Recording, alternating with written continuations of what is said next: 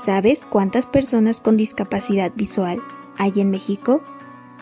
Según datos del INEGI, se estima que en México hay más de 3 millones de personas que viven con esta discapacidad.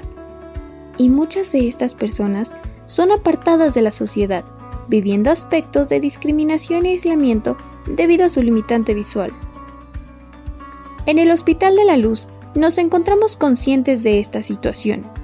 Es por ello que a través del Centro de Atención Integral para la Discapacidad Visual, o CADIVI, promovemos este podcast, invitando a la reflexión y la inclusión de las personas con discapacidad visual.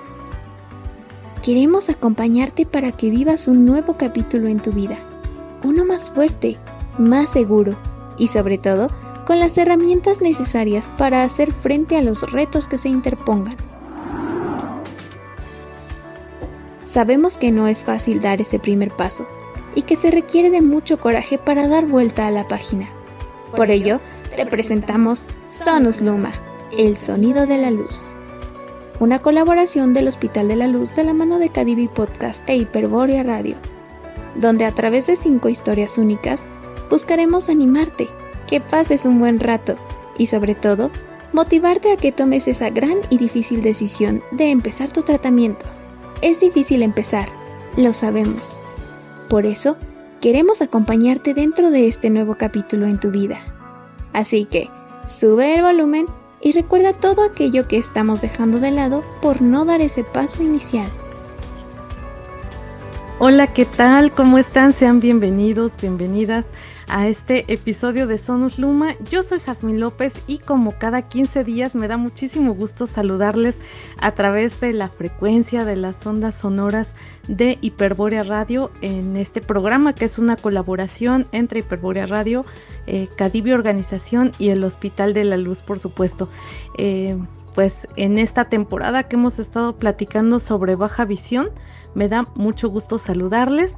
Antes de pasar a lo que nos ocupa el día de hoy, quiero recordarles que nos sigan a través de nuestras redes sociales en @Hiperbórea Radio, también en todos los lados en donde suelan escuchar sus podcasts como Spotify, iHeartRadio, Deezer, Spreaker, Spotify. Entonces por ahí van a encontrar este y todos los contenidos de Hiperbórea Radio, por supuesto también a través de los medios de contacto de CADIVI y del Hospital de la Luz.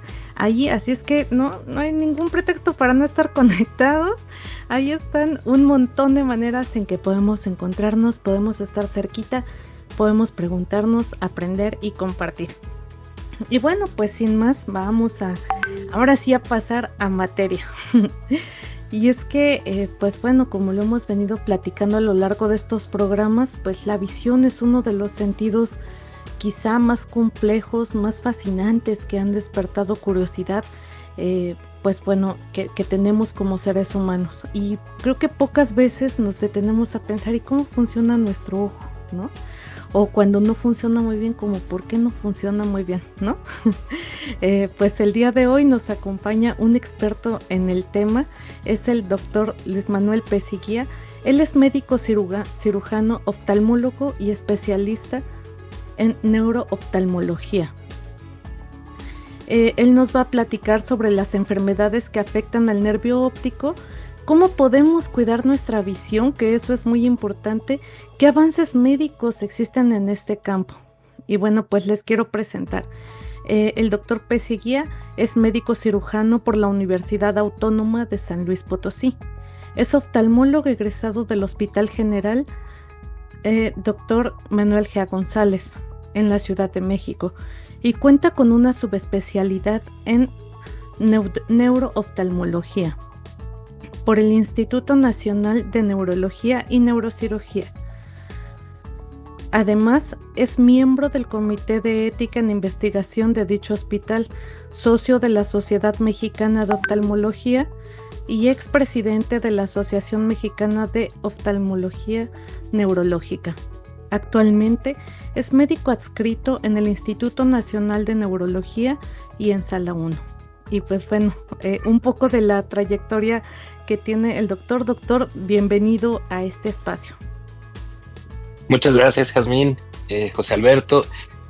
Estoy muy contento de la invitación. Me siento muy honrado de que se me haya hecho esta invitación a participar el día de hoy. Y pues muchas gracias. Doctor, pues para empezar, pues ya decíamos, ¿no? El ojo es una estructura muy compleja. Y bueno, quisiéramos conocerle a usted un poco más y que nos cuente por qué decidió, porque dijo, yo quiero estudiar oftalmología de los ojos y bueno, específicamente en esta rama que además suena como súper interesante, pero como súper complejo, de neurooftalmología. Sí, realmente creo que en términos generales hay cosas que por las que he sentido pasión toda la vida, y una de ellas pues fue la vista. Desde niño me llamaba mucho la atención ver los ojitos de los animales o preguntarme cómo funcionaba la vista. Creo que como bien dicen, los ojos nunca mienten, y pues siempre es muy, muy cautivante, ¿no? El ver a las personas, verlas, la expresión que tienen en su mirada. Y pues fue una de las cosas que desde niño me llamaron mucho la atención. En casa, pues mi mamá es enfermera y ella pues siempre me platicaba desde niño.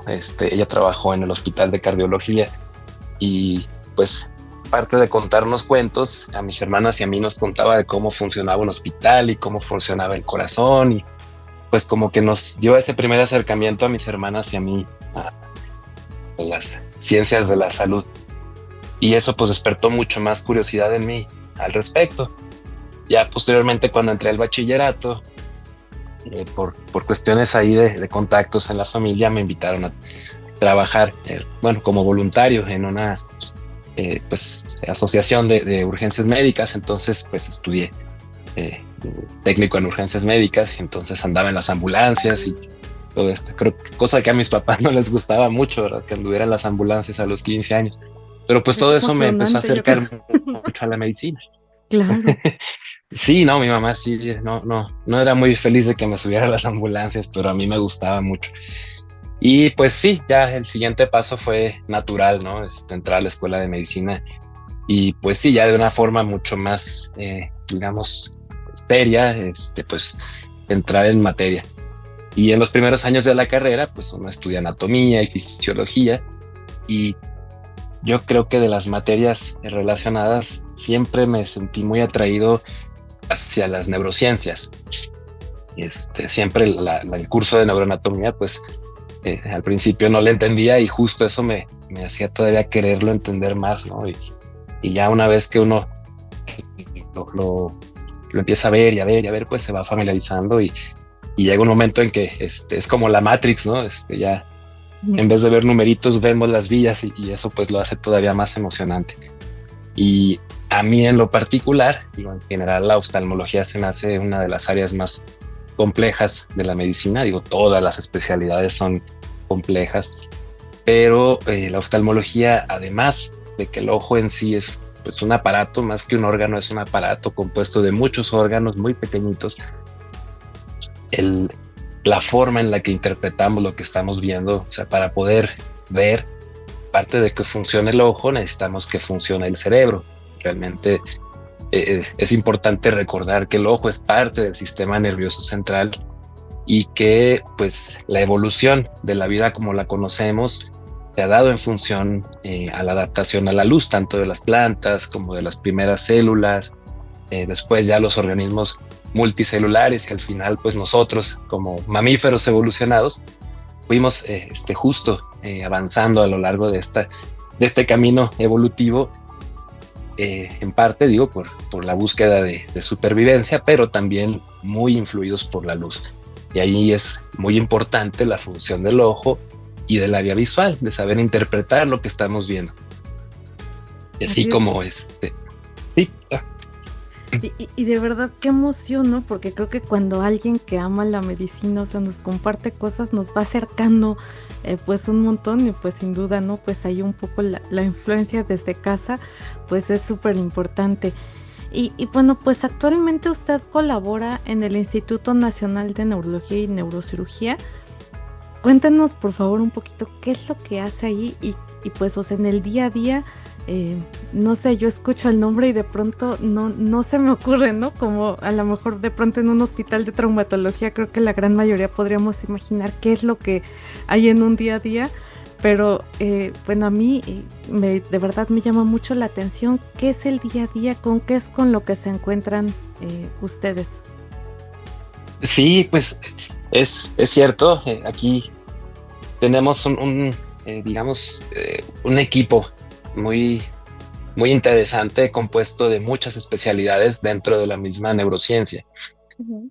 Básicamente, pues como en casi todos los hospitales o instituciones de salud, pues tenemos eh, labores de asistencia en consulta externa, ¿no? Donde vemos a la mayor parte de nuestros pacientes, ya sea programados o que lleguen de urgencia, y ahí pues vamos evaluándolos y catalogándolos en función de sus padecimientos. Y pues también tenemos participación en cuestiones académicas con la formación de nuevos subespecialistas. Tenemos becarios que ya son oftalmólogos y que ahora están cursando la subespecialidad, entonces pues hay mucha academia en ese sentido. Y pues la parte quirúrgica, también pues tenemos cirugías propias de oftalmo, pero también es bien interesante que colaboramos con otros servicios. Ahí, por ejemplo, tanto en la consulta externa, digamos en la parte clínica, como en la parte quirúrgica, estamos muy de la mano con los servicios de neurocirugía, de otoneurología, que es otra subespecialidad de la otorrinolaringología, y pues en diversas áreas, ¿no? Entonces es bien interesante porque pues tenemos que trabajar en equipo, no solamente oftalmo separada de lo demás, sino como parte de un manejo integral. Entonces, somos pues seres humanos completos, ¿no? O sea, no. Claro.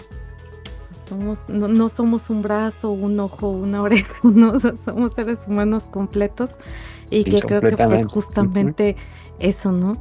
Y en la práctica diaria, o sea, ¿hay algún caso que de pronto diga, ay, es que esto, o sea, esto es el pan de cada día, siempre hay esto y a lo mejor son casos que podrían prevenirse con un poquito más de conciencia, de información, de prevención, no lo sé? Completamente. Eso es algo con lo que siempre estamos lidiando y justo por esa razón, pues también tenemos ese acercamiento con los centros que forman a oftalmólogos generales, o sea, con residentes que apenas van a graduarse como oftalmólogos, porque justo el interés de la formación en el Instituto de Neurología, pues es que aprendan a detectar aquellas condiciones que pueden ser, digamos, causas prevenibles de ceguera o de baja visual importante por padecimientos neurológicos. Cuando uno está en la residencia de oftalmología, pues está inmerso en el globo ocular, ¿no? Y es importante tener ese acercamiento hacia el resto del cerebro, considerando que pues hay muchos padecimientos que diagnosticados a tiempo tienen un pronóstico muy diferente, mucho menos oscuro.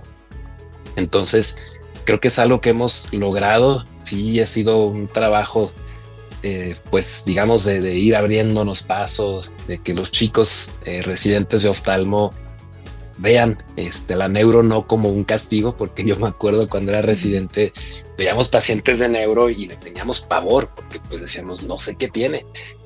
Sin embargo, pues es importante siempre estar, pues estudiar mucho y estar bien actualizado, y pues con eso le perdemos el miedo y sabemos hacia dónde debe ir un diagnóstico y si es posible manejarlo, y si no, pues saber a quién referirlo. Entonces, sí, ahí sí, toda la razón, que hay muchos padecimientos que han mejorado mucho su pronóstico, uno, por ser detectados y enviados a tiempo, y dos, también pues hay muchos avances en cuestión de tratamientos que ahorita tienen pronósticos bien diferentes.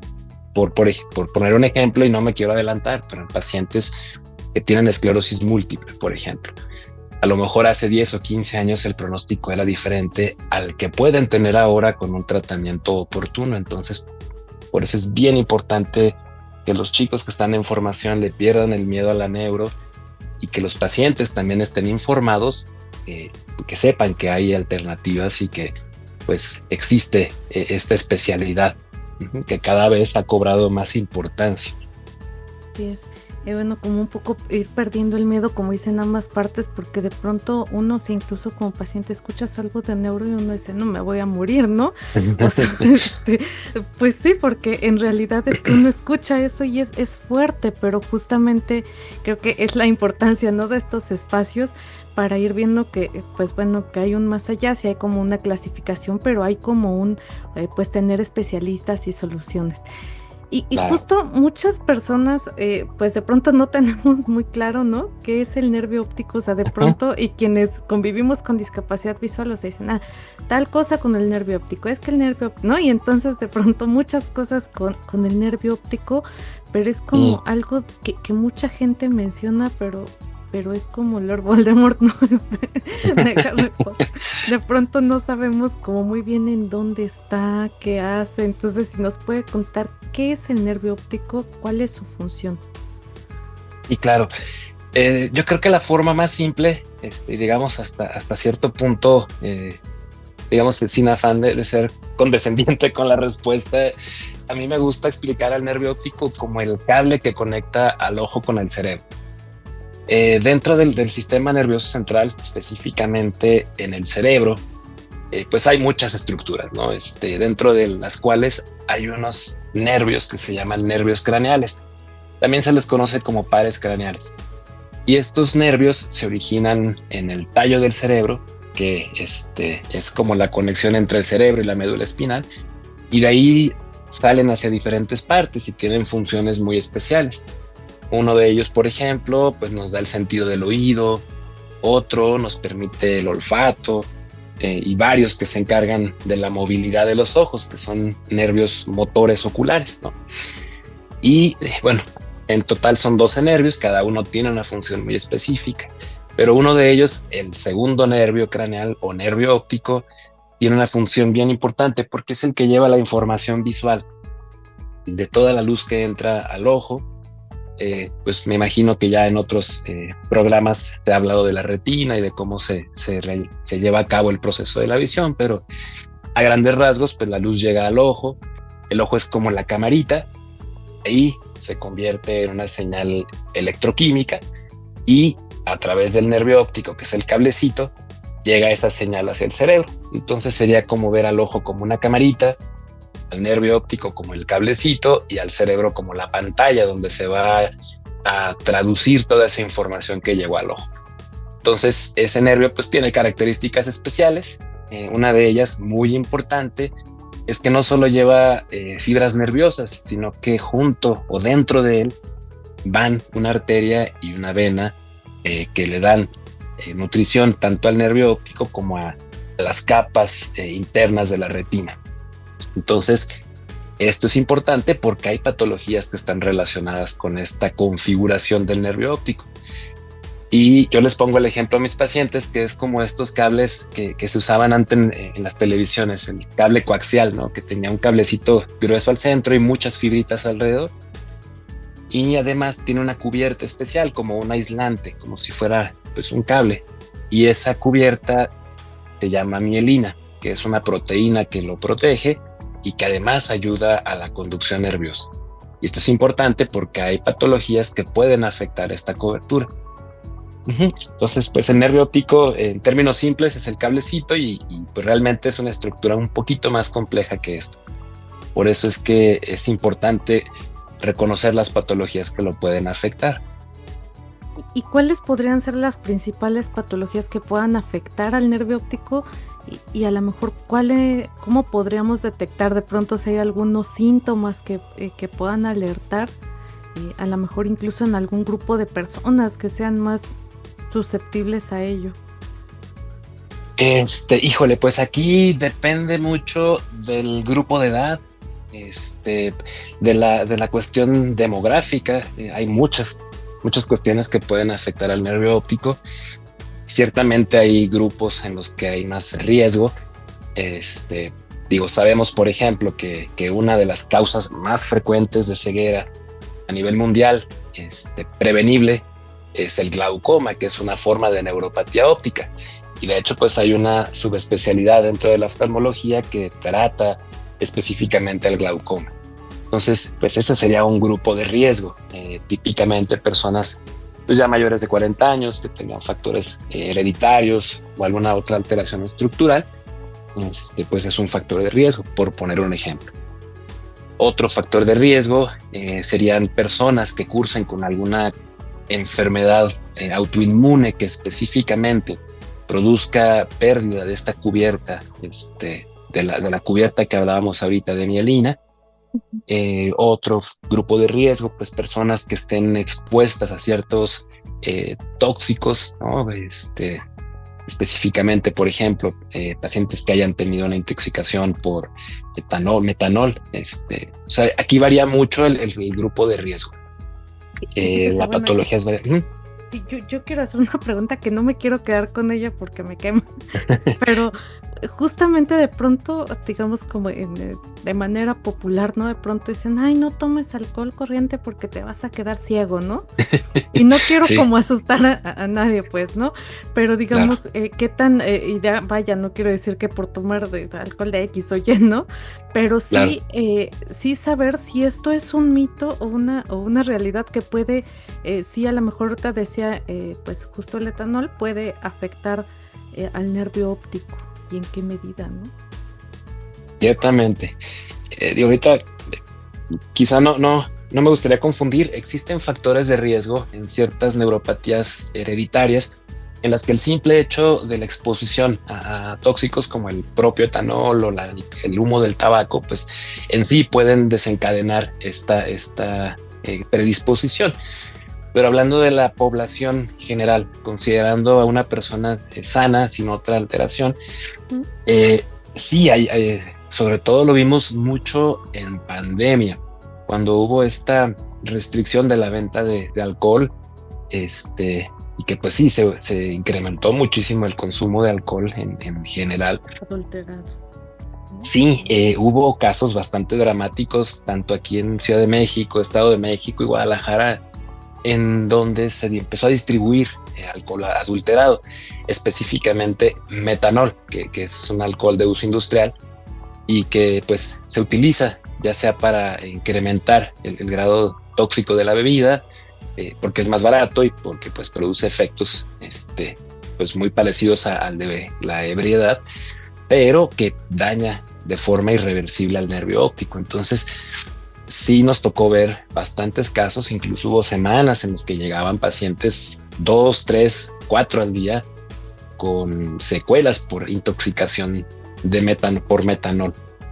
Entonces sí, no es un mito, sí el consumo de alcohol adulterado es algo grave que, digamos, sí, una secuela es la ceguera o la pérdida visual en diferentes niveles, pero que también pone en riesgo la vida, ya que produce alteraciones metabólicas serias que incluso pues llevan a los pacientes a estar internados durante varios días, inconscientes, con pues un riesgo o un desequilibrio ácido-base importante.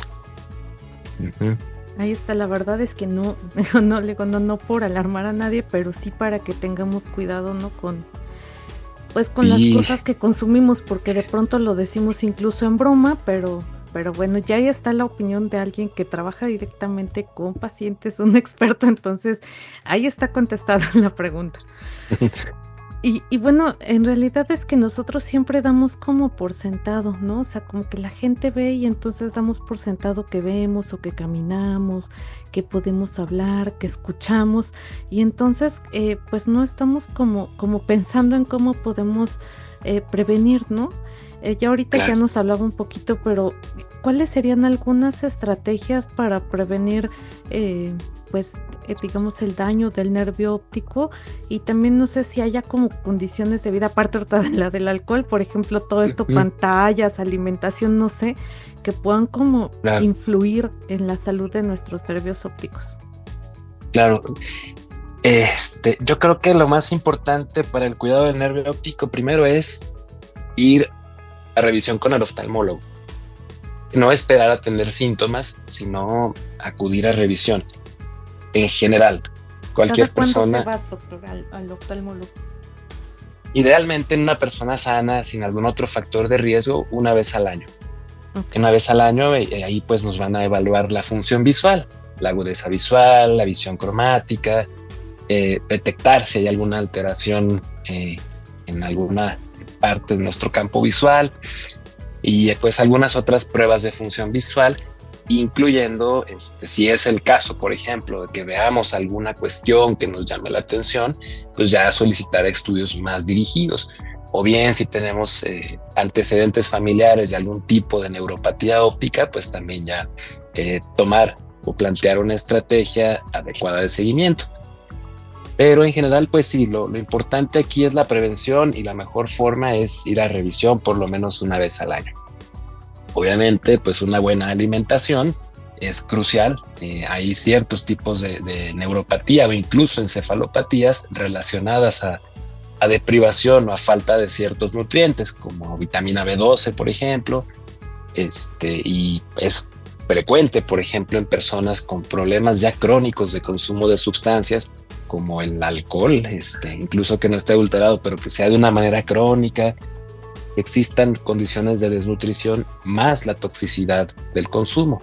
Esa pues es una forma tóxico-nutricional, entonces pues muy importante mantener una adecuada alimentación y pues lo que en general se recomienda para casi cualquier cosa, pues mantener un estilo de vida saludable, dormir las horas suficientes, mantenerse activo y todo esto porque pues también se reducen factores de riesgo, por ejemplo, embólicos o alguna otra cuestión, porque hay algunas otras patologías en las que se puede producir, por ejemplo, un microinfarto del nervio óptico. Y ahorita pues podemos hablar un poco más ya de patologías más específicas. Pero en general pues ir a revisión, si ya tenemos alguna condición diagnosticada, como en el caso del glaucoma, o tenemos síndrome metabólico, diabetes, hipertensión, dislipidemia, pues nuestro riesgo de sufrir enfermedad del nervio óptico aumenta. No quiere decir que nos vayamos a quedar ciegos o que vayamos a perder la vista, pero pues sí es importante tener un control adecuado de factores de riesgo para pues llevar una vida, una función del nervio óptico normal. Podemos llegar a edades muy avanzadas con un nervio óptico sano. Y hace ratito ya nos contaba que en el hospital, pues aparte de formar nuevos médicos, están haciendo investigación. Y qué bueno, siempre también oímos esto que pues que de pronto decimos, la ciencia avanza, ¿no? Pero de pronto cuando estamos como lejos de eso, no sabemos qué tanto es la ciencia avanza, ¿no? O sea, a lo mejor a quien vamos de pie. Entonces, cuéntenos, doctor, por favor, en este campo del nervio óptico, pues hay avances prometedores y ya una vez que se ha tenido pues algún problema con el nervio óptico, ¿sí es posible tener algún tipo de recuperación? Esta es una pregunta con truco. Es un poco complicado responder a eso porque pues siempre digo, hay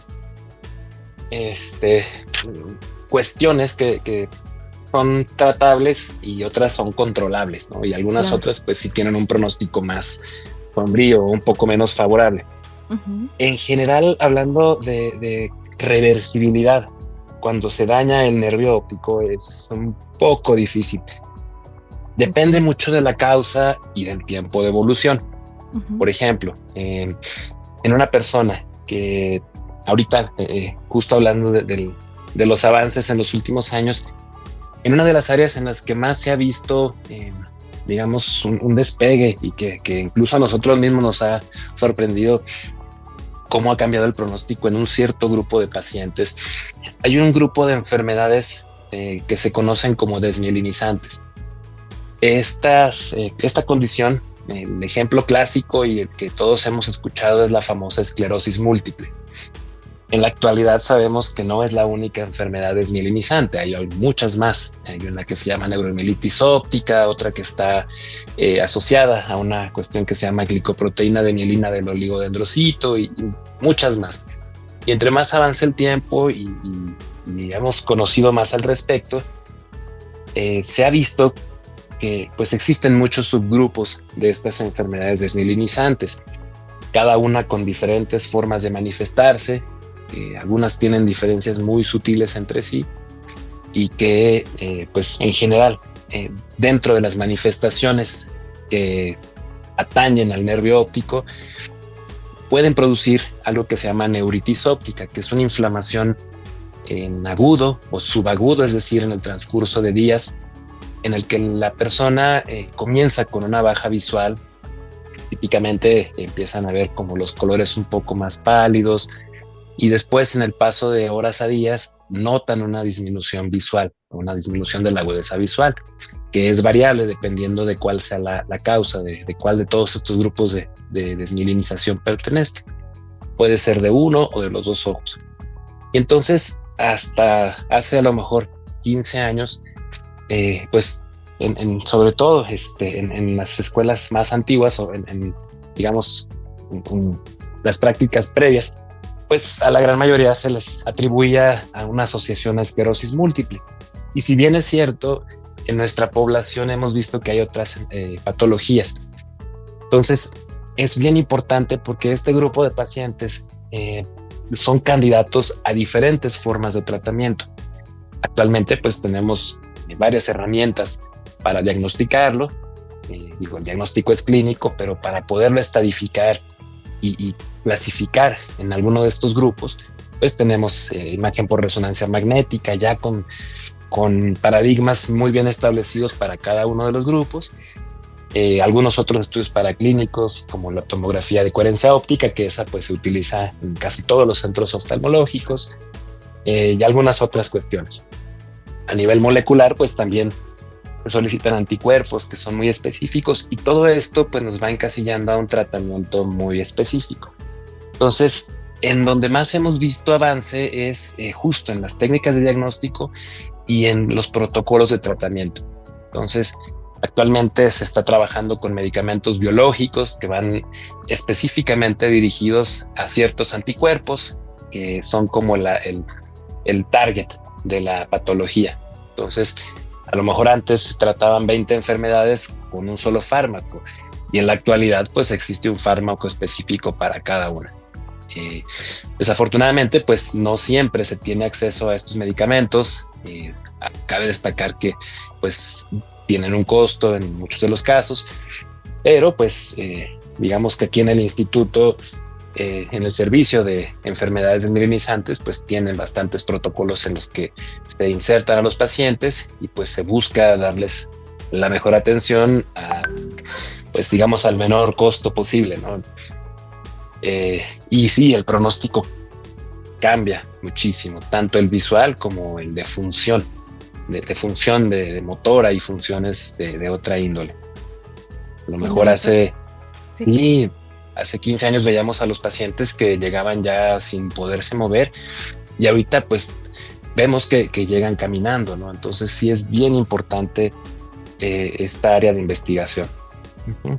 Y qué emoción, porque de verdad, pues de pronto lo que le decía, ¿no? A veces no nos imaginamos en qué sentido van los avances médicos, pero pues bueno, siempre es alentador saber que o entender, ¿no? Como en qué sentido van, y bueno, tener una posibilidad más, tener una esperanza, y también supongo que como médico, pues poder ver estos, además de emocionante como ser humano y por los pacientes, pues o sea, como científico, pues debe ser una cosa pues muy impresionante.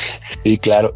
Y aquí, en contraparte, hay otras causas en las que llegan ya en estadios muy avanzados de daño. Por poner un ejemplo, hay una condición que es muy prevalente, que es la neuropatía compresiva. Cuando el nervio óptico entra al cerebro, pues cada ojo tiene su nervio óptico, ¿no? Entonces, los dos nervios entran al cerebro y se juntan en una zona muy especial. No sé si, bueno, seguramente todos recordamos a una estructura que se llama la silla turca, o la hemos escuchado alguna vez. En esa silla turca hay una glándula muy importante que se llama hipófisis. Esta glándula pues gobierna el resto de las glándulas del cuerpo, tiene muchas funciones a nivel endocrinológico, y justo arribita de esa glándula hipófisis es donde se juntan los dos nervios ópticos en una zona que se conoce como quiasma. Por alguna razón, en muchas personas esta glándula empieza a crecer. Digamos que se nace con esa predisposición, y en la edad adulta más frecuentemente arriba de los 20 años, puede llegar a crecer esta glándula. Entonces, uno de los síntomas es que va perdiéndose el campo visual cuando se comprime el nervio óptico. Entonces, a lo mejor de entrada no es muy notorio porque es un crecimiento muy lento, toma años, y que muchas veces puede ser confundido con otras formas de neuropatía como el glaucoma, pero que se caracteriza porque se va perdiendo el campo visual de los lados, es decir, el campo visual temporal. Entonces, cuando dejamos pasar mucho tiempo y no es detectada, digamos, de forma oportuna, pues las fibras del nervio óptico se van perdiendo. Y esta pérdida pues ya no es reversible porque, digamos, al comprimirse, pues el mismo efecto mecánico más digamos, el secuestro vascular que esto produce, hace que se pierdan fibras de forma irreversible. Cuando se detecta a tiempo, se puede tratar, depende del tipo de patrón del crecimiento de la hipófisis. Puede ser con hormonas o algunas veces llegar a requerir cirugía, y aquí nos apoyamos del servicio de cirugía, de neurocirugía. Pero lo más importante es justo que el tratamiento va encaminado a evitar mayor pérdida visual, que pues también nos ha tocado ver pacientes que llevan años, 10, 15 años, en que empezaron a notar baja visual y a lo mejor no le dieron la atención adecuada o no fueron con el oftalmólogo y pues lo dejaron pasar hasta que llegaron ya con un daño campimétrico importante y llegan con visiones muy bajas como cuentadedos o incluso ya no perciben ni siquiera la luz. Entonces ahí sería un ejemplo de causa de pérdida visual irreversible. Entonces por eso es bien importante que en cuanto notemos algún cambio en la vista, por muy pequeño que lo veamos o que no le quitemos importancia. Cualquier baja visual. Veces hacemos eso, no decimos, es porque estoy cansado, es que no he dormido bien, es que, ¿no? Sí, claro. Es que me levanto bien temprano y todo el día ando haciendo cosas o la computadora. No, o sea, en realidad es que como dice, ante cualquier cambio, pues no es minimizarlo, ¿no? Claro, y a los colegas oftalmólogos, pues siempre creerles a los pacientes, porque también a lo mejor el paciente va de forma oportuna, pero si no estamos, digamos, con la sospecha, con las antenitas bien prendidas de que puede ser una cuestión neurológica, pues a lo mejor lo dejamos pasar y el tiempo aquí sí es muy importante. Entonces, siempre estar actualizándonos y tener un alto índice de sospecha y decir, pues si me está diciendo que no ve o que dejó de ver de pronto y luego volvió a ver o cuestiones así que no nos cuadre, creerle al paciente. Siempre es importante. Claro. Y pues bueno, en realidad es que una baja pues de visión pues nos puede afectar a muchas cosas en nuestra vida, ¿no? En la manera en que hacemos nuestras actividades, en que caminamos, en que hacemos un montón de cosas en la vida diaria. Y bueno, pues desde su experiencia, pues digamos, ¿cómo ha impactado la baja visión en los pacientes y qué podemos hacer para mantener la calidad de vida? O sea, a lo mejor la visión no, pero sí la calidad de vida para los pacientes, ¿no? Que bueno, para las personas, ¿no? Claro. Pues en mi experiencia, y sobre todo en el tipo de pacientes que tratamos aquí en el instituto, depende mucho, uno, de qué tanto bajó la visión. Dos, de qué tan importante es la pérdida campimétrica. Y tres, de la edad y condiciones generales del paciente. Uno, porque a lo mejor es un paciente que notó una baja visual muy sutil, porque a lo mejor la visión central está conservada, pero el campo visual está muy reducido. Entonces, pues eso va a tener una implicación muy específica. Otro grupo, por ejemplo, un paciente que tuvo una baja visual central importante, que quedó con un escotoma, es decir, una manchita justo en el centro de la visión, pero tiene el resto del campo visual conservado, pues probablemente se pueda desplazar o realizar otro tipo de actividades. Posiblemente no visión fina, pero sí pues hacer su vida prácticamente normal. Pero si aparte este paciente tiene una alteración motora porque tuvo, no sé, un infarto cerebral o alguna otra condición que le produce alguna otra forma de discapacidad, pues eso también va a impactar mucho sobre qué tanto se pueda desplazar. Y obviamente pues la edad también importa, ¿no? Tengo pacientes jóvenes que a lo mejor ven muy poquito, pero pues tienen la oportunidad de reinsertarse a su vida laboral. Y aquí pues lo que hacemos siempre, uno es tener mucha empatía con los pacientes. Digo, a todos nuestros pacientitos hay que tratarlos siempre con mucho respeto y mucha empatía, pero los pacientes neurológicos en general, pues son pacientes que tienen condiciones que afectan a su dinámica de vida, a su familia, y que pues sí, en general tienden a presentar pues otras condiciones que les dificultan el llevar una vida normal. Entonces pues siempre ser muy pacientes, muy empáticos con ellos, escucharlos. A veces sí tenemos mucha consulta y decimos, híjole, ya me gustaría avanzar aquí porque se me está juntando todo, pero pues sí, hay veces que no tienen cómo desahogarse y pues hay que escucharlos. Y que literal, perdón, pero literal, o sea, quizá ustedes, pues no perder de vista que quizá ustedes están acompañando el momento más vulnerable y más difícil en la vida de ese ser humano, ¿no? Claro, siempre, sobre todo en pacientes que tienen una baja visual importante y que no es reversible o es parcialmente reversible, pues siempre es difícil decirlo, ¿no? Pero pues buscar la forma más, digamos, menos fuerte. Siempre las noticias malas pues van a ser complicadas para dar. No dejan de ser malas.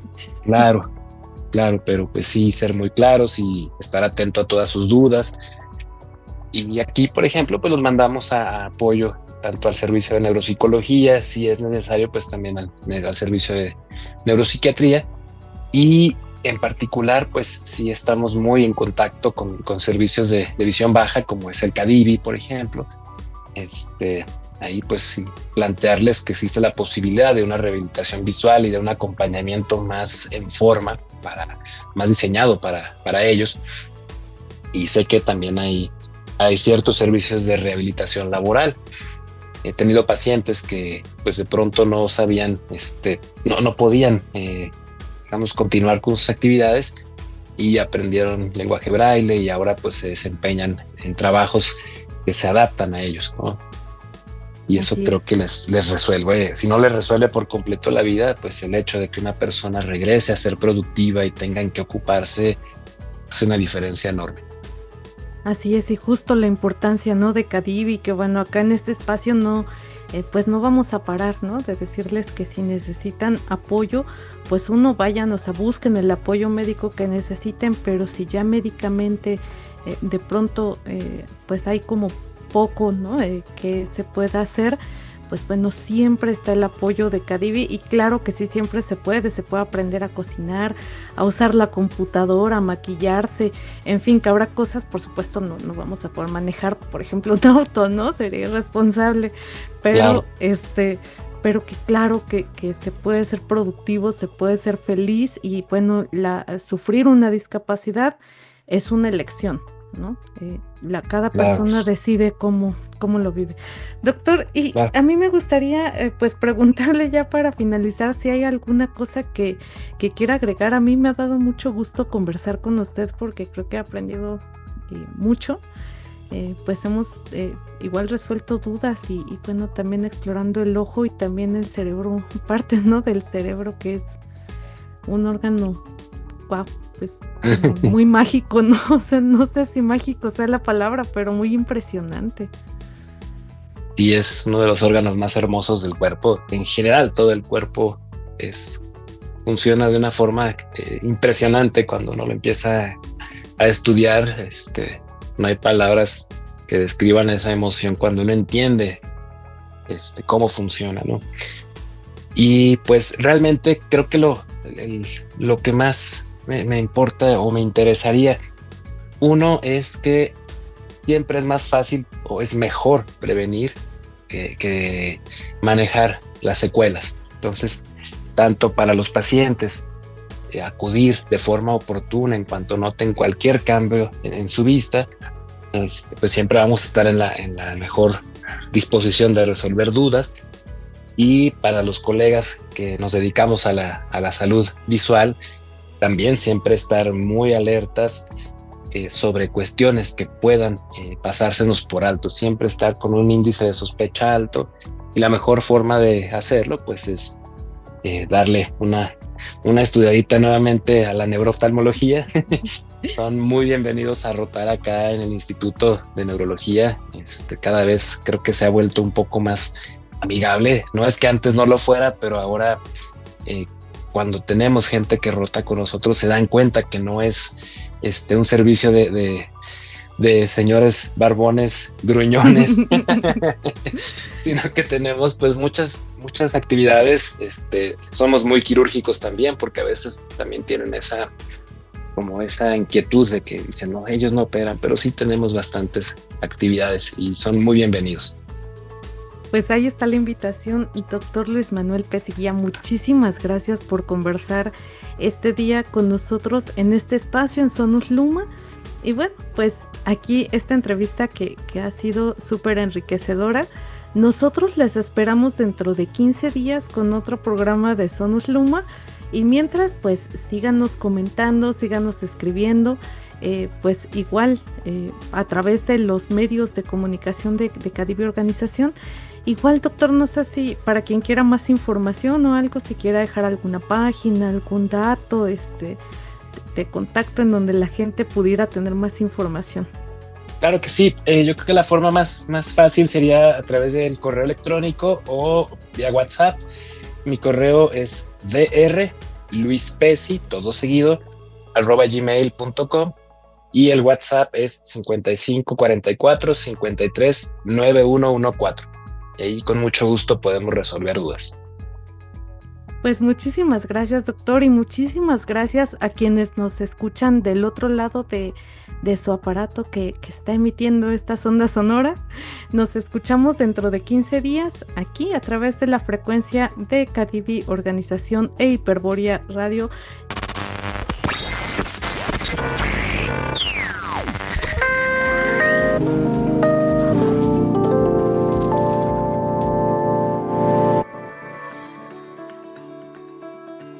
Gracias por escuchar Sonus Luma. Si durante esta entrevista algo te hizo pensar o reflexionar, por favor, compártelo con nosotros. Este programa está hecho con mucho cariño por personas con algún tipo de limitante visual, y nos haría muy felices saber que algo de lo que se dijo aquí tuvo un impacto en ti. Recuerda, siempre habrá una forma de salir adelante. Solo será necesario escuchar el sonido de tu luz.